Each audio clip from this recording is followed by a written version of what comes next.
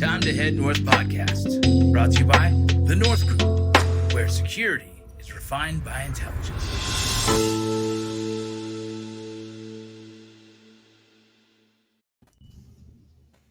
Hello. We're missing a member here. He forgets Hey, this Steve. is live. Yeah, this is we're recording now, so we need you to stay in your seat, okay? It's going to be difficult, but I'll do my best. Just faces back and forth. Okay. Hello, everyone. It's time to head north. Of course, our podcast with the North Group. I'm Natasha Ryan. I do communications and business development. I have our CEO here, Steve Hernandez, Vincent Rocco Vargas, lad from Hollywood. He's our famous one. And then Lee Oughton with the Kindness Games and Fortress Risk down in Mexico. Dear friend, Lee, if I could have you on every week, I would. That's how much love I have for you. I'd love that too. Okay, so we're here because Lee has founded the Kindness Games. I am a member. I'm a big fan. The whole point, right, Lee, is to give a different perspective of people in the security sector. You know, we see people like Vince over there, big, rough, tough, security guy. But Vince is actually the epitome of what you're trying to show, vulnerability, a different side. It's okay to be kind. It's okay to do your job, but still have this soft factor about you. And anyone that knows Vince over there knows he's just a huge teddy bear anyways. So, Lee, I'm going to let you take it over because I kind of want you to just expand a little bit on the Kindness Games. You want me to talk? How long have we got? I do. Right? Well, I'll cut you off when you go too long. Yeah, so I love the way that you actually brought Vince into the frame because, obviously myself and Steve are bros, and obviously now you're part of the family and you're part of the security industry and the community, and you're starting to understand some of the stigmas, barriers, and challenges that we have within our industry. And I went to a conference actually where I met Steve, I think it's about 3 years ago, and I challenged the entire industry and the entire audience that was at that conference to be bigger and better. And where I was going with that was, hey, leave your egos at the door and let's start talking to each other. Let's start sharing. Let's start caring. Let's not be competition. Let's be collaborators. So then fast forward, I think like another year or so after that is the Kindness Games was born. And how the Kindness Games was born was my good friend and the co-founder of the Kindness Games and the initial creator, Tim Wenzel, saw one of my posts on LinkedIn where I was giving grace and gratitude to my team members who had done a fantastic job over the weekend. And all I did was a simple post on LinkedIn saying, hey guys, I really appreciate you. Thank you for going for that extra mile. I just want you to know, as your leader, I am humble to everything that you do. So Tim saw this, called me, and he's like, dude, what the hell are you doing? What is that? Right? Something seemed that is something normal is actually constituted as a bit weird, right? You don't usually see leaders putting themselves out there, being vulnerable, being authentic. They say they do. But what I say is that actions speak louder than words. We can talk the talk, but if you're not walking the walk, then you can be compromised straight away. So I've always been that guy, that leader, leads from the front and executes on everything that I say. So Tim said, it's like, dude, why don't we do something? And I was like, well, what do you mean? What do we do something? He's like, what do you think if we go on a competition and we do 30 days and me and you basically try and one up each other every single day and call a different person out and give them kindness, gratitude, and thanks for what they've done and the impacts and everything that they've brought to our lives.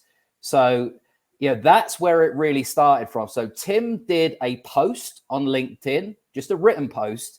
And then, how I love the limelight and I love to, upstage people. Tim woke up the next day and there was a video of my mug going, hey, welcome to the Kindness Games. This is day one and I'm going to give a shout out to so-and-so. So since then, as you know, we've gone global. I think that there's only one place or one hemisphere that we're not really in right now, and that's Antarctica. So we're going to call up the penguins to see if they want to join the kindness games. So we're going to do like that, the new version of Happy Feet 5. The kindness That's exactly games, right? where my mind went to. Yeah, exactly. Yeah. Well, we've got kids, so we've seen Happy Feet, many times. But yeah, I'm proud of what we've done with the kindness games. You're part of the kindness games. Our good man and our good friend Steve there, he's got a TKG hoodie too. And I'm grateful and thankful for him for, people don't realize how much that means when someone actually goes out and buys something that you've put your heart in, your blood, sweat, and tears. And this is what I always say to people is that when people are creating a charity or a brand that gives back, put your mind past you're purchasing something and that there is a money train behind it, because that money means a lot and that money goes elsewhere to help others. And that's what we're doing with the kindness games. And once you've done your 30 days, then there's an even bigger part of the kindness games. It's not just a game.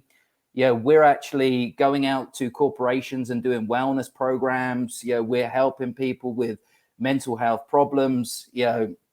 Like Vince and Steve, I'm an ex-veteran, so we're also looking at veterans and how we can help them too. And just giving everybody a voice, giving everybody that platform to share them. We never suppress. I don't believe in suppressing someone's opinion. I love a difference of opinion. I love to debate.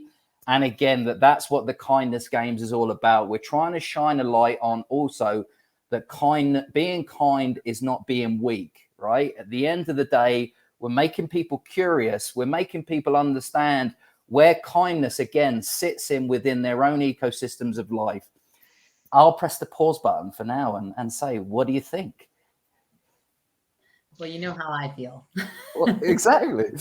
I think it's great. I think, I think there's a lot of communities that can use that motto and that mindset. Like here in Hollywood, there's a lot of Hispanics that go for this. It's the same 20 guys go for every role. And no one really takes care of each other because it's kind of like we're competing. But in the reality of it, there is no competition. If you're meant for the role, you'll get the role. And we should be uplifting each other. We should be promoting each other. And same in the veteran community. The veteran community can be kind of it could eat its own sometimes out of pure competition and insecurity. And so I think that mindset of just being pure positive is a great, healthy way, an alternative to what is this machismo attitude of, let's eat each other up. Instead, let's bring each other up, right? Let's lift each other up. And I think that's a beautiful sentiment. Yeah, I think hate fades and love lasts, right? So we, probably apart from Natasha, right? The three of us have spent a decade or more around the world dealing with hate at its finest and at its worst, and we've seen it at its worst.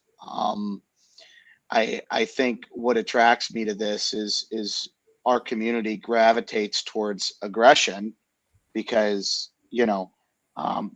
that's the quota, right? That's the status quo. That's how we're supposed to be. But there was a smart man that once said, "Be polite and professional, and always have a plan to kill everybody you meet." I mean, you don't need to walk through life, right? Just acting like you want to kill everybody. You just, if you're a professional and if you're a protector, right? Since we're all protectors here, if you're a protector and you're walking with your principle, and you don't have to have a meat eater looking face on you. You can just be, calm, cool, collected, and ready to go. I think it's a mindset. I think kindness is a mindset. I know that I've struggled with my transition and kindness, and part of that's feeling like, people have taken advantage. And I know Rocco's been down that road. Lee, you've been down that road. And it's a lot harder work to be kind than it is to just be a jerk, right? To just, be uptight and angry. That's easy because that's a natural defense mechanism, right? Emotionally, for us to just have hate in our heart when something goes wrong. It's a lot more work to be kind. And I think all of us love a challenge, right? And I think those that have heard us, you know, I'm trying to go out of my way for folks that I've hurt over the years, always, to include those in my life that if I said something, did something, which we all do, we all have a flash temper in certain situations. And I think we have to fight to let kindness prevail. I think it's really important, not just in our industry, but, you know, in the veteran community. I think it's globally, right? Like I can talk to a Brit and I can talk to an American, and they can tell me 5 people on different sides of the world that deal with the same issues with PTSD and anger. And it's not, nationality knows no bounds to that. It's experience, it's experiences, it's failure, it's hurt, it's pain. And I think kindness is the only way out of pain. And that's why I love what you're doing, Lee. Well, Stephen, you just hit on something that, you know, I think is an interesting facet of this, right? Because I think a lot of men feel like they have to keep their feelings inside and they can't share and they can't have those experiences and moments like women do all day, every day. And so I think, you know, the kindness games, Lee, is also a great way to, as you said, bring people together with collective experiences. And it's almost a form of therapy, right? Like once you can network and you know you're safe with someone who has this kind of mindset, then you're more likely to share. Have you seen that?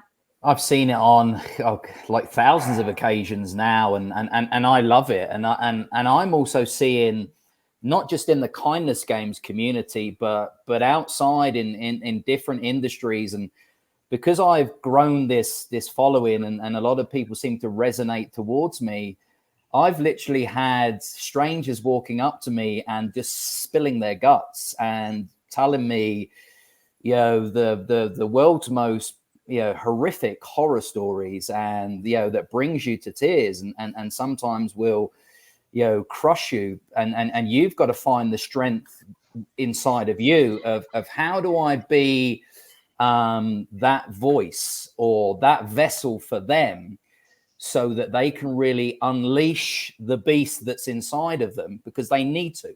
And that is the key aspect of what I'm trying to do, and we're trying to do with the kindness games, is be a platform for others where they can be. We talk about authenticity, and sometimes people don't really understand what authenticity is. And what we're just trying to do is we're trying to show people, just be your true selves again.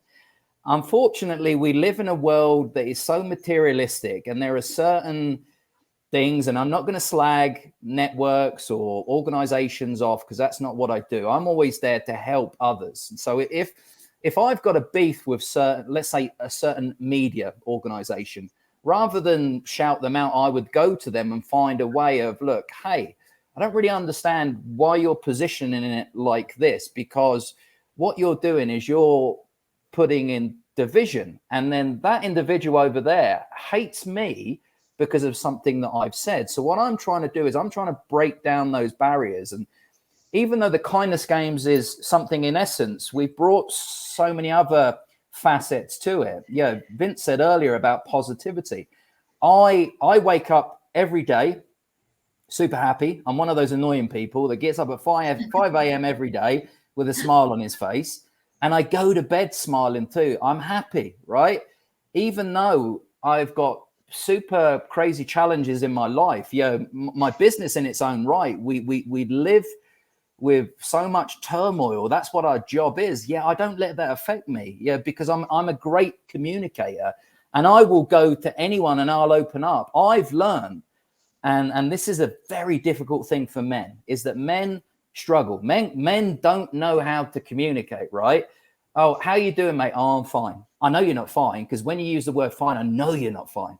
So I then encourage people then to ask another question, entice them into a conversation, because they're not fine. They need your help. They need a conversation. And I've worked and supported in the UK now for a long time, a charity organization and a men's mental health group called the Man Gang. And that's exactly the same. All they're doing, and they have their meetings every Wednesday, is they turn up at a location, they get a group of men together, and they just talk. right? And these men are sharing some of the most horrendous stories. Yet I know that that space is a safe space for them. But if we don't give that, and it's not just men, it's for everybody too, right? What I'm saying is, that is for men. But what I'm saying is that this, environment should be for everybody, and we should encourage everybody to talk. Take me and you, for example, Natasha. You and I have spilt our guts to each other over conversation, and like we literally never knew each other, yet there was something that we saw. It was like, hey, she's safe, and you saw it in me, he's safe. And then we just spilled out. We need to encourage people that humans are kind, and also say to people that nobody has the right to judge you. The only person that can judge you is yourself. And the problem that we have as humans a lot of times is that we allow our emotions to be driven because somebody else has a challenge with you. Rather than having a conversation with that person, you're just creating that animosity environment. And you're like, so every time I can see someone's being a bit aggressive or negative with me, I lean into it. I want to know what's going on. I want to know what's going on behind the scenes. Why are you coming at me like that? And again, look, my background, I've done some very aggressive things that I'm not proud of, in my life. That being said, that was part of my journey. And that is why you see who you are, what you are today. We the three of us that are on here, plus you, Natasha, we were paid to be aggressive. That is what was in us. So it's taken a long time for me to really unstrip this armor and this, all of these mechanics that are all over me, to say, hey, there's a place for kindness. There's a place for positivity. And actually, to counter what Steve said earlier, if you work on it, being kind is so much easier than being negative or being hateful. And, I don't have anything against haters. I want to understand why you're hating or why you're saying it. So if you ever see my interaction on social media, if someone sends something of hatred to me, I won't go back at them. I'll just say, hey, can we have a conversation? Can we talk? 9 times out of 10, that person doesn't want to talk to you. I do that all the time. If someone says something negative to me, I say, what's your number? And I call them. They're like, whoa, bro. I said, let's talk about exactly why you said that. And they trip out because, like, to engage someone is like scarier for them. Like, oh crap, you want to have a real conversation? Like, yeah, bro, we're gonna talk. And then I talk my way out of, not out of it, but like explain something, right? They're like, hey, and that I think blows people's minds. And we don't have to agree, dog, but we're gonna communicate like men and just like, let's talk about it like a real conversation. And so you're not getting off on the wrong foot here. And I think that's so valuable. Is like, you got a problem, man, call me. Let's just figure what that is. So it's funny, right? Because there's a big journey here with this, with entrepreneurs, right? Because we have to have walls and silos, and I think that was a hard thing for me, because I used to just let everybody in. I wanted everybody to be part of the team and on the bench, because that's the culture we come from, right? Where, that's what we do. I've started to realize that civilian life is a lot different, but it doesn't take away from the fact that I still can be kind versus, seek retribution or destruction towards individuals that are not kind. And I think that's been the biggest, greatest learning success for me, with success in entrepreneurship and what have you, is finding my heart during the point where I want to hate. And then just, looking at that person as unwell, jealous, envious, whatever it is, because they want to hate, right? And every single person, if I were to sit here and catalog my experiences, every single one of those persons is in a worse place than where I knew them, right? And I'm not saying, like, I hate that, right? I hate that they're in that worst place. Like, I'd love to see them in a great place. And that's been the journey for me, is learning that I have to just find my heart in the most difficult situations with people. and try not to understand motives, because that's what we do, right? We're looking for, well, why? Well, what's their motive? Well, what's, why are they doing this? What's the, and I have to still sit back and be like, listen, it doesn't matter. It's good. Everything's fine. And if that person's making a decision to have hate in their heart, that's going to be a long road for them, because they have to be able to figure out how to deal with that, where we compartmentalize it, right? We compartmentalize a lot of things in our work and in our life because it's what we have to do to be able to keep going. But we don't have to compartmentalize how we feel. We can talk about that, to your point, Lee. And I think that the moment we realize that compartmentalizing danger, compartmentalizing stress, compartmentalizing horrible experiences, that's great. We need to do that to be able to operate. But we don't have to compartmentalize discomfort, and we don't have to compartmentalize love or hate in a toxic situation. We need to work our way out with gratitude, and then accept that person's emotional situation or whatever they're dealing with. And I tell you, it's been great watching you, Lee, because not only are you a friend and but and a colleague, but like it's been a mentorship for me to see somebody with your background and experience, and knowing the things that you've done and the places you've been, to just be able to take off that armor, as you say, right? Because it shows me that, hey, this is possible. Because here's the thing, we can take it off. Life is based on seasons, right? And our perspective in those seasons change, but our heart doesn't have to change. And a lot of times we change our heart based on the season we're in.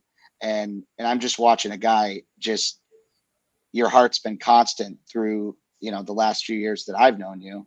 It's just been constant. It's only grown, right? No matter what, which is just super impressive, man. So I think I'll have to pull the Kleenex out, right? I know. he's trying to get me, right? I want to throw this out there. So what I know of this group is I could come to any one of you, spill the guts on the table, and about any gnarly subject, right? You're going to listen, you're going to take it in. We're going to have that moment. But here's what I'd like to ask all of you. How do you not take on pain from others, right? Or their situation and make it your own pain, or let it trigger your PTSD, right? Like Vince and I were just kind of talking about this before this call. So I'm going to start with you, Vince. So like, it's great when people come to you. It's great that you can be their safe place, but then how do you safeguard yourself from going down a road of eating the pain, as I like to call it? You can call it whatever you want, but you know what I'm saying. I've been involved in like the veteran community for so many years. And when I say involved in suicide prevention and everything. And so I think early on, I carried a lot of that with me. Early on, it ate me alive early on, and I came to the realization, and it might be pretty harsh to say, but I can't save everyone. I can continue to, as long as I'm working towards that goal of finding those answers, as long as I'm continuing to answer that call and give my best. And Gary Vee goes up and speaks to all these people, and he says, one of the first things he says to people is like, I'm going to give you all the answers, and 1% of you are going to do it. Right. And it's this funny thing in like trying to help veterans, like, hey, are you drinking? Let's stop this, that. And I can give a list of all the kind of the path I want guys to take that has worked for me, and very few take it. And it's just because they're not ready, right? At that moment, they're probably not ready. And so I know in my heart that I can listen and I can give advice. And as long as I've done my due diligence and giving the best advice I possibly could, at that point, we all have to take those strides on our own. And I try not to stress too much on whether they've taken those strides or not. I say, I'm open, call me, let me know where you're at, achieve these goals, and then get back to me. And from there, I'm pretty content with, I hope to God they've done it. I've done my best. And then I kind of let go at that point. It's kind of like letting a kid, he's riding a bike, he's learning, and then boom, go. Holy shit, I hope it works. You know what I mean? Yeah. That's kind of my approach. Lee? It's So we've been servants all our life, so the three of us, even since the days that we were birthed, the moment that we came onto this planet, we were servants. It took us 18 years to join. I joined the army at 18 years old. So people who suffer from PTSD is got to be one of the most horrendous traumas out there, right? Now, I am never going to say myself that I suffer from chronic PTSD, because I don't, because I'd never ever want to take it away from the men and women that are in a very bad and dark place. That being said, I have traumas in my dreams. That's how I live out a lot of the events that I've been through. And it always makes me laugh when people say to you, how many people have you killed? How many times you've been shot? How many times you've been blown up, etc. Anyone who's really been in that will never ever remember. Will never ever know. It's not like we have it's not like on a movie where you're counting dog tags or you've got someone's finger or ears around a necklace. That is not the reality of it. The best thing that we can always do for everybody is just be at service. We are a platform to serve you. And I love what Vince says is that, again, I'm a sponsor to someone in the UK who's an addict. He drugs, gambling, and drinking. Now, I have a gift inside of me, because I've done all three of those myself. But I have a gift inside of me where I can say, enough's enough. No more. Move on, right? Unfortunately, with addicts, they don't have that, right? It's that they just have to have more, right? It's once they get the taste. So I'm proud of this guy that I work with, Ron, and I'm going to name him. I've never ever met Ron in person, yet we met virtually. And he phoned me up one day and said, Lee, would you be my sponsor? And I was like, I don't understand the term sponsor. I don't know what it constitutes. What do I need to do? And he explained, and I said, I can do that. No problem. I can be here to serve you every single day. But like I say to him, and like Vince says, I can tell him all day long what he should be doing, but I don't walk in his shoes. I don't follow the path that he does. So I can only hold his hand for so long. So again, if he's in the UK and I'm in Mexico, if you think about it, there's, let's say the 6-hour difference where we can't communicate, that could be a part. So what you have to do is you have to help condition him and prepare him and get him into what I call is, the habits, the routines. And if you think about addicts or you think about people who are suffering with mental health, it's all about atomic habits. So if you think about Admiral McRaven, what's he say? Make your bed every single day, right? I love that guy. For me, again, he's someone that I hero worship.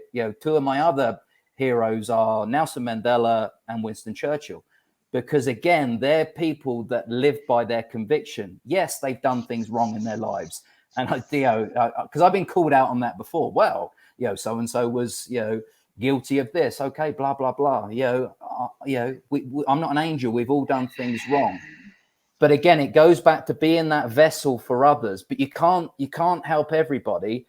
But same again. So when someone passes their negativity, their challenges, their problems onto me, I have an ability to absorb it, and like Steve used the word compartmentalize. We have an understanding of where to put it, what book box to put it in right now, but we'll also go back and we need to recognize it later, because if we don't, you've then consumed us with your energy and it zaps us. So those of us who are public speakers know when you go on the stage, you're in the zone, right? It's spewing out there. Yeah. Soon as you're off that stage and you're out of that environment, you crash, right? So it's exactly the same when, again, and it's all about emotions, understanding, and it's all about conditioning yourself to have the ability to work through. You can never ever, like if you're an addict, you'll always be an addict, but you've got to recognize where is the point when you're on your sobriety.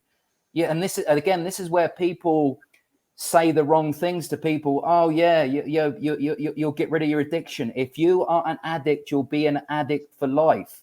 It's as simple as that. It's the chemicals in your body that are yearning for that rush. Please stop saying to people that you know how they feel, because you don't either. I would never, ever say that to anybody. I know how you feel, because I don't. I know how I feel because I'm living in this body. I can have an understanding of maybe how you're feeling. I may be having similar thoughts, but I never know exactly how you feel. So again, the point probably is the biggest thing. Become an acute listener and be there for others so that they can just talk to you and just unleash fury on you. But I don't mean like in an aggressive or a vicious way, but everything that they need to get out, because they need that rise of the phoenix moment. And we have the ability to, unfurl those wings for them, set them on fire, and get them to rise up again. Steve, thoughts? I'm listening to both of you, and I respect, Rocco, Lee, you guys are, I don't just work you guys are friends of mine. And, there hasn't been a police funeral or a military funeral that I mean, even if I see it on TV, I absorb that immediately, just having been to both, having seen that loss and felt that loss personally. But I don't even have to know those people. I just know the feeling of those kids and that family. And that's why I lose it every time. Taps, I lose it. I don't lose it because I'm sad. I lose it because of the feeling absorbed from past experiences of seeing a 5-year-old and a mom handed a folding flag, and those great words on behalf of a grateful nation, right? And even it just gives me chill. Like, I absorb that instantly into emotion. I'm angry. I'm Empathetic. and I'm not even empathetic. Like, I just want to get even. Like, it draws a hate out in me that's unmatched. Put me in a room with that person, right? I've had to learn to deal with that, because that is translated into, being involved in counter human trafficking, being involved in different things like that, being involved in law enforcement, right? Seeing some of the worst things and the worst people. I remember when I was a deputy up in Michigan, there was a guy who I was working in the jail, and he came up and asked for a pair of socks, but this guy just got brought in for, sexually abusing multiple children. And I'm like, no, why do you need a fresh pair of socks? Like, what? And he just wanted socks. Like, it was a normal day for this. And it just, and I absorb that emotion. And so I've had to work on me personally to just be able to look at things outside of my own head space. In business, same thing, right? Somebody, ends up taking advantage of me or taking advantage of us financially. That angers me, but I care less about money and more about that person's well-being. And I've actually learned that from a very, very good role model in my life. It's just money. It's just stuff. I've never, ever seen a U-Haul behind a hearse pulling into a cemetery with somebody's belongings, right? But what I have seen is the words and the wisdom that people will speak on that individual at their eulogy. And remember the kindness. And no one's ever like at a funeral, man, that guy was a jerk. Everybody's just quietly not wanting to say that. But the one thing that is constant is the kindness and the impression we leave on people. And it is our job as humans to just be good people. And if somebody does come to you, I mean, my thing now, and I get a lot of people that come to me because of what we do with issues. I'm practically a divorce attorney. For some of our private clients, they'll come and I'm like, hey, you need to talk to a lawyer. they're like, well, how do I do this, this, and this? And a lot of it's just problem solving, right? And it's emotional control, being able to control that emotion and compartmentalize. You're feeling something. You're feeling something that you want to express. And the first thing I tell people is in situations of chaos, don't express, analyze. You have to step back and analyze, because we will express out of fear when we will express out of anger. And when we express out of those two emotions, there tends to be a chain reaction that's usually the second and third order effects are pretty negative. So for me, I try to stay away from things in large consumption that I couldn't go to 3 police funerals in a day. I couldn't go to 3 military funerals in a day. I don't know if I could do more than I emotionally, it would be rough on me to do more than 1 a week. And it's hard. Again, those of you that know me on active shooter stuff, it's hard for me, again, to see an active shooter incident. And I know that there's an officer showing up at that parent's home to tell those parents that their kid isn't coming home.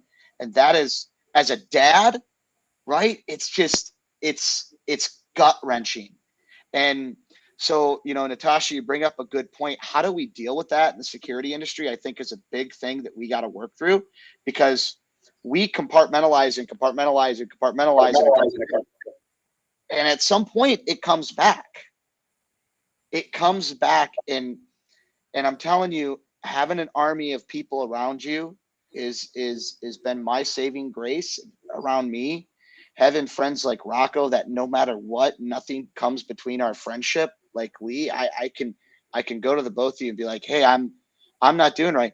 And, and I'll tell you, it's hard, I mean, the active shooter phenomenon, because we've done the training, we're in the schools, I get the law enforcement side of it, but I'm a dad.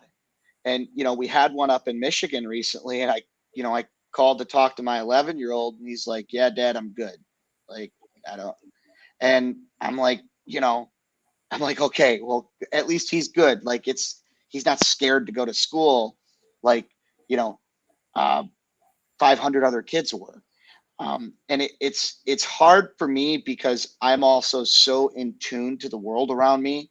And then I analyze human behavior enough to know what the effects are going to be before they happen. That's why we are good risk managers, right? Just because we can preemptively see risk. Well, we also can do that in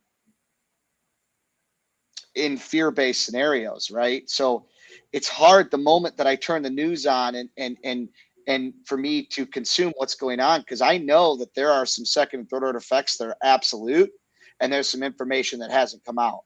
When I hear 5 dead at an elementary school, I'm guessing that there's a parent that's not going to have their kid home for dinner. And that's rough for me, because I think kindness intercepts those acts. Kindness and listening, like you said, Lee. I mean, we're working on a program right now to teach people about situational awareness. It's just listening, observation, and kindness. You don't need to go through life not being kind to understand what an adversary's approach is going to be, or what somebody's intentions may be. I guarantee that all these kids that have shot up schools and committed violence, if a couple more people would have been a little bit more kinder to those kids, they might have not done what they did. I can't say that for sure, but I know that kindness trumps evil, and it allows us to say that we attempted. I want to jump in here real quick, and something that's kind of off topic. You just mentioned it, kind of blew my mind, that I don't realize about myself, is that I evaluate everything in a safety mitigation standpoint. And so my daughter is on her way to compete in state next week. And this weekend, the whole team went to a trampoline park. And I'm like, well, that makes no sense. You guys are going to break your ankles. Like, the safety mitigation side of my mind was like, maybe we do this in 2 weeks, not now, because there's a potential of breaking it. And I think like that, I almost didn't let her go. And I called the coach. I said, do you think it's a good idea? He goes, bro, let them have fun. Like, let them be kids. And my head is like, this is the most dangerous thing you can think of to do before a week before state. And I almost ruined her day, her weekend with her friends, because dad is so worried about, I just analyzed the whole thing like, well, that's a broken ankle. That doesn't make sense. And I almost destroyed her youth in happiness because I'm so concerned about my world of all the trauma that I know, right? Like, it's crazy. Bad dad. I just did that yesterday with my wife. I was like, hey, you should plan a weekend to go get away and do something. And she's like, oh, I'm gonna go horseback riding in the desert. And I was like, no, you're not by yourself. and she's like, you just told me to go do so. And I was like, that's too dangerous by yourself. Yeah, like, exactly. You need to Why go did to you a do spa. that? Yeah. You need to go to a spa. You need to be cornered. You need to be insulated. You need to be at one place and not move the entire time. And by the way, you need to drive across the country to do it because planes are too dangerous. So, but this is natural for us, right? But the crazy thing is I'm saying all this. I'm like, I go all over the world. I do all kinds of stuff. I'm in LA, bro. I'm in LA. It's a war zone here right now, dude. Yeah, right. Yeah, you need security. So it's like, but then I have to mindfulness, right? I have to use mindfulness. I have to step back and I have to look. Wait a minute. Why is there a double standard? Right? And it is the one thing that complicates marriages, relationships, that Vince can go to LA, but if his wife wanted to go to LA by herself, he'd say no. Right? And it's like, and we understand it because of our mindset. It isn't a control thing, it's a fear thing. Yes. It's a fear thing. Yes. And I find myself doing the exact same thing yesterday. I do it with my kids all the time. We're at a tubing park the other day in Michigan sledding, and my 4-year-old, we've been there tubing at this place before, but now he wants to go down the fast hill. And I'm like, no. And my father-in-law just kicks the tube down the hill. And I'm like, and it's like, we're naturally afraid of the things that will hurt the ones we love the most. And teaching them to be kind, teaching them to be able to be kind but do what we do is important. Raising our kids to just be hard and that's it is horrible. I want my kid to want to carry the little girl's tube up that lost it because he loves the reaction he got from that. I had to call my daughter. I called her and said, I had to recall her and say, all right, I'm sorry. Your dad's a little crazy. I just love you so much, and I would hate to see you get hurt. And these are things that I need to work on as a father to allow you to have a normal life, because I've been surrounded by madness my whole life and fear that if I don't warn you in these things or I don't protect you from them, you're not, and the truth is I had to be so human and just say, I'm sorry. That's what I need work on, right? That's what I suck at, is letting you just be a kid by trying to raise you in a bubble, But at least you're recognizing it now, and that is the cool thing and the cool growth for you as a parent, because of these, again, all of us have got kids on here. It's the biggest blessing in life. Yeah. But at least you're recognizing the challenge now, and you understand the power of being able to say, I'm sorry, it was my fault. I didn't allow you to have that freedom, and that's on me. That's my bad. It's like we need to evict ourselves because of who we are from that situation. And then, just come back when you're finished, right? We're having our panic attacks in the car and, oh my God, right? What is my kid doing? But the thing is, if you think everything that we've been subjected to in our lives, that is the reason why we are who we are today. And why we're showing up in the manner that we are. We got to give our kids that opportunity to go on the same journey. Otherwise, we're doing more damage than good. And that's the way I look at things now. Yeah, but again, I'm the same as you guys. I still do the same things. But I'm trying to work on that to give them, to lift them up. How So- does someone? I'm so sorry. How does someone participate in the kindness games? Like it sounds awesome, but like how do I It's so easy. It's so easy. Ask the turtle. She'll tell you. No, it's So, go on, do you want to be the do you want me to give this bill or you do do you? it. You do it. Okay. Come All on. right. So Vince, this is what you got to do.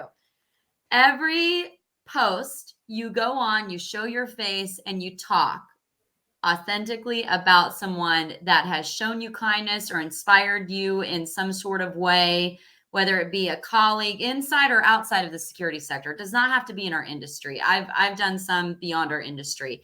And you just talk for like 30 seconds, maybe longer, about why that person is getting a shout out from you. And you speak in such a way that the thing that I love about it is it's so easy to just write something, right? And I'm not taking away from people that don't want to be on camera. It's great to write something. But when you can put your face to it and talk about someone from the heart, from your voice, and they can hear it, I think it makes a world of difference. And it's just a challenge to do 30 of these posts, supposedly in 30 consecutive days. I'm affectionately known as the turtle because I started this journey a while ago and I'm still in the 20s. So I'm getting there slowly, but it's great. That's literally it. You just hashtag the kindness games and you just highlight 30 people and that's the whole challenge, right? Like, So I put hashtag the kindness games, and Yep. then I talk about someone in a positive light and how they've inspired whatever, something really sweet, nice, and all that. And you do that for 30 days. Like, I don't know if I can do 30 days consecutive. Is that a bad it's thing? hard. No, Yeah. I don't. Yeah. But no. you'll be surprised at how it takes over you, right? And this is why I love what Tash just said then. I always encourage everybody to be the true person, right? Be yourself and unleash it. Because for me, again, it's the kindness games is a wellness journey, right? It's a state of mind. And if you're staying in your comfort zone, you are not going to grow through that 30 days. So again, if you think about the science behind it, the leap of faith, right? You're at the crossroads, you're at the edge of the cliff, you're stretching yourself, right? The growth comes within the pain. And when you're uncomfortable, so if we're not uncomfortable, we love being on the camera, but for those who are uncomfortable, it's great growth. And again, it's pushing you to come out of your shell.